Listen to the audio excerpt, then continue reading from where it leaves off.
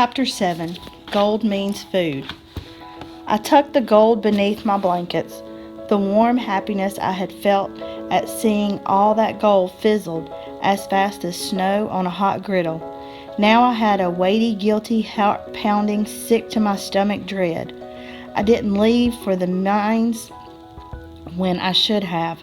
I sat on top of the gold and thought of all the things that could happen. Frederick and Bruno might think I stole the gold. If they told, I could be arrested. I could go to the dungeons for the rest of my life, or even lose my life. I had to tell Gran. Gran would know what to do. But when she rose from her bed, she looked so old and tired, so pale and stooped, I couldn't tell her. Any more weight on those shoulders, and Gran would crumple to the ground. And I remembered the way she had reacted when I first found the spinning wheel. She did not want me to spin, and now I realized it wasn't because I couldn't do it, but because I could spin more than thread or yarn. I could spin straw into gold, and Gran tried to keep me from doing it. What kind of magic was this? No, I could not tell Gran, but I needed to tell someone because I felt heavy with worry, and I wouldn't know whether my worry was real or not until I said it out loud to someone. The only person I could think of to tell was Red.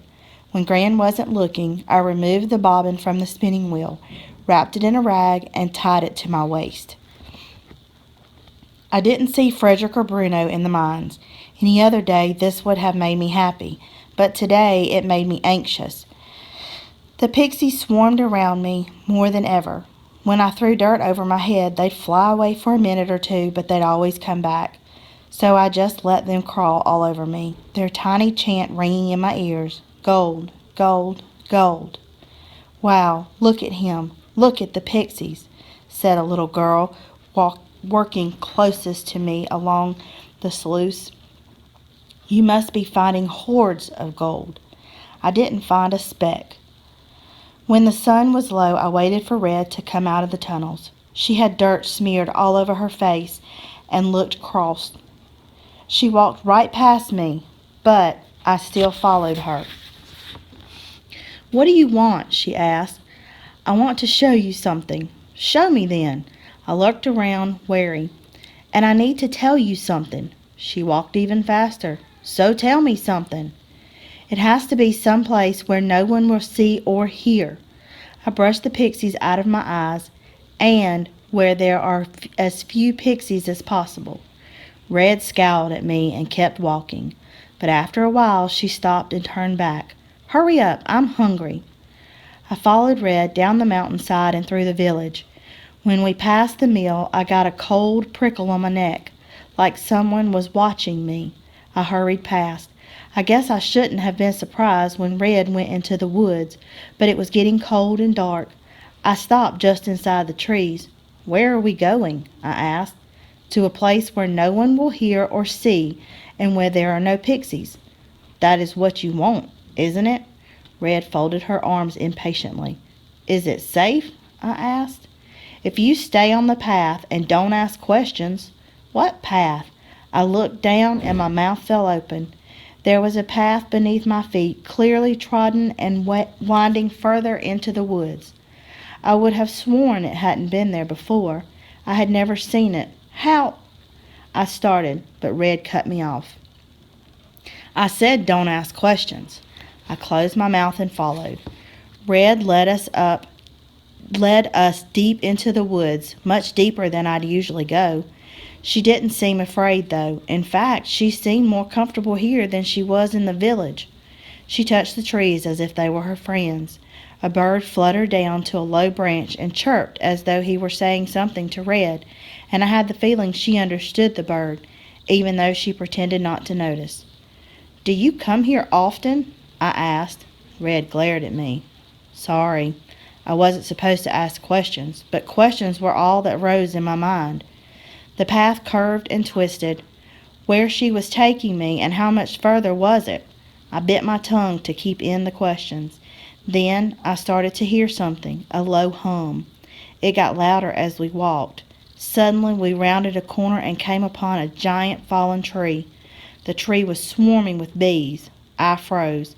I saw Red's thinking, of course. Bees and pixies don't like each other, so where you find a swarm of one, you probably won't find the other. But bee stings didn't sound much better than pixie bites. I stayed far back. Red walked to the edge of the swarm. Slowly, like a creeping cat, she moved through the buzzing wall of bees, reached her hand down the log, and pulled out a chunk of honeycomb, dripping with golden honey. She moved back just as slowly.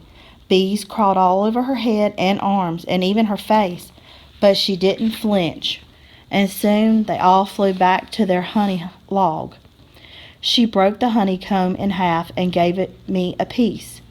"Gold you can eat," she said, and we licked the sticky mess. "You could trade this for grain," I said. "Probably lots." "Wouldn't want to," said Red. "Why?" "She could get a whole sack of grain for just one chunk of the honeycomb, because some things people like to keep to themselves. This has always been my tree, and I don't want anyone else to know about it. If you tell, I'll punch your teeth out." It made me feel really special that she would share it with me. "And don't think you could come here without me either." "I won't." "Promise." "Promise." Even if I dared to walk this far into the woods alone, I wouldn't be able to get to the honeycomb like she did, not without getting stung 1,000 times. We sucked all the honey off and chewed the waxy comb. Then we licked our fingers. It was so sweet I almost forgot why we had come here until Red pointed at the bundle tied to my waist and asked, "What did you want to show me?" I untied the bobbin and held it out for her to see. She glanced at it, then stared blankly at me. "It was my mother's," I said. She raised her eyebrows, suddenly interested. "She was a spinner from yonder?" I looked at her confused. "Yonder? Gran never told me my mother was from yonder, and she didn't tell me about the spinning until I found the wheel. It made me mad that Red knew these things and I didn't." "How do you know that? How did you know she was a spinner?" "Some people know," she said, not looking at me, and I could tell she was hiding something. "What people?" "Some people," she said, and her nostrils flared. "The bobbin," I said. "I think it's special." I didn't want to say magic. I knew how Red felt about that. "It's just a bobbin," she said. "But special, maybe. How is it special? What does it do?" I chose my words carefully. "I think it spins things different, makes them change. Bobbins don't spin. They just catch whatever you're spinning." Then her eyes widened as though she suddenly realized something. "What did you spin?" "Nothing," I said quickly. What if you could spin one thing into something different, not just wool into yarn?" Such as? What if you could take some straw and spin gold?" Red stared at me. I couldn't tell what she was thinking. "We need gold. Wouldn't that be great?" "Maybe." She didn't believe me. "If a cow can give milk, and chickens can lay eggs, and dragons can make fire, then why couldn't a magic bobbin make gold?" "Because this bobbin isn't magic," she said, "but you might be." "Me? Magic? No, I'm not." Using magic was one thing. Being magic sounded like a mountain of disaster. "If anything changes to gold when you spin it, it's coming from inside of you, not the bobbin." "How do you know?" "I'm just guessing." "Well, maybe you're guessing wrong." Red sighed. "It doesn't really matter where the magic is coming from. What matters is that it's magic, and magic makes trouble. Your mother used magic to spin, and she got into a lot of trouble because of it. There's always a consequence for using magic." "But this would be a good consequence," I said. "Gold." "Yes, but..." "And gold would solve a lot of problems. Stomach problems for sure. Maybe, but..." "And it's not like I want it all for myself." Red hit me on the head so I would stop talking. "Those are just natural, regular consequences, Rump. There will be magical consequences too. Magic has its own rules." "How do you know? Don't tell me it's just a guess." Red gritted her teeth. "Didn't you learn anything when you watched Kessler get chased by every mouse on the mountain?" "But nothing happened when I spun. I didn't catch on fire or get attacked by mice. I just made gold, fat skeins of gold that could feed the whole village. I clapped my hands over my mouth, but Red didn't look surprised. "Rump," she said in a soft voice. "Does anyone else know about this?" I sighed. Frederick and Bruno were looking through my window this morning right after I spun the gold.